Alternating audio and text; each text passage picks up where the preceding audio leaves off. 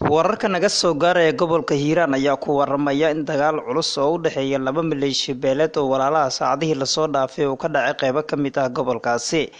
Dagaalkani oo ahaa mid aad u xoogan isla markaana ay isu adeegsanayeen labada dhinac hubka culus ayaa waxa uu geystay khasaare isugu jira dhimasho dhaawac oo soo kala gaaray labada dhinac ee ku dagaalantay deegaano hoos yimaada degmada Matabaan ee gobolka Hiiraan. Dagaalka ayaa ahaa mid aad u culus isla markaana ay isaga hor yimaadeen laba maleeshiya beeleed oo walaalaha oo ku wada sugan deegaano hoos yimaada degmada Matabaan ee gobolka Hiiraan. Inta la og yahay 10 ruux ayaa ku geeriyootay, tiro kalena waa ay ku dhaawacantay kadib markii dagaal culus saakay barqadii oo ka qaraxay duleedka degmada Matabaan ee gobolka Hiiraan.